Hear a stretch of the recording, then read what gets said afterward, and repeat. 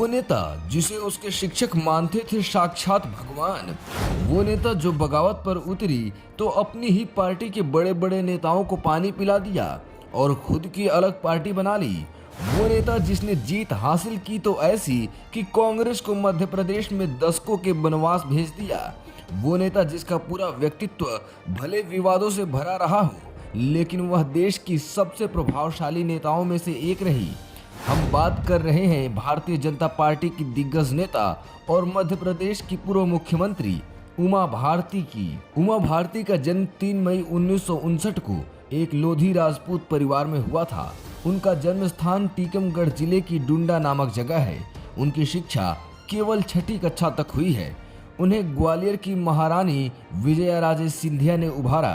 साध्वी रीतंभरा के साथ उन्होंने राम जन्मभूमि आंदोलन में प्रमुख भूमिका निभाई। इस दौरान उनका नारा था, श्री राम लला घर आएंगे, मंदिर वहीं बनाएंगे। वो युवावस्था में ही भारतीय जनता पार्टी से जुड़ गई थी।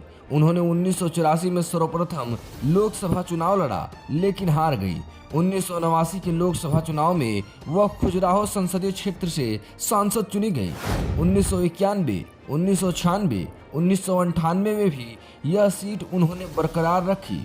1999 में वह भोपाल सीट से सांसद चुनी गई। वाजपेयी सरकार में वह मानव संसाधन विकास, पर्यटन, युवा मामले एवं खेल और अंत में कोयला और खदान जैसे विभिन्न राज्य स्तरीय और कैबिनेट स्तर के विभागों में कार्य किया।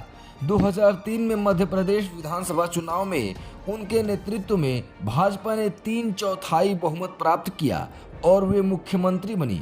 अगस्त 2004 में उन्होंने मुख्यमंत्री पद से इस्तीफा दे दिया। 2014 में केंद्र में मोदी सरकार आने के बाद उन्हें भारत की जल संसाधन, नदी विकास और गंगा सफाई मंत्री का दायित्व सौंपा गया। यहाँ हम जिस किस्से की बात कर रहे हैं वह उनके बचपन से जुड़ा हुआ है। बात कुछ ऐसी है कि उमा भारती बचपन में ही कथावाचक बन गई थी। 6 साल की उम्र में ही उन्होंने रामायण और कई ग्रंथ याद कर लिए थे।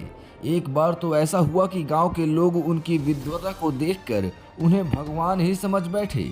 जब वे खेलती थी तो लोग रामलीला या कृष्ण लीला की तरह इसे उनकी लीला समझते थे और उनकी तुलना भगवान से करने लगे। जब वो स्कूल में पढ़ने गई तो शिक्षकों ने भी पढ़ाने से साफ इनकार कर दिया, क्योंकि शिक्षक मानते थे कि उमा भारती साक्षात भगवान का अवतार है, इसलिए उन्हें भला कैसे पढ़ाया जा सकता है।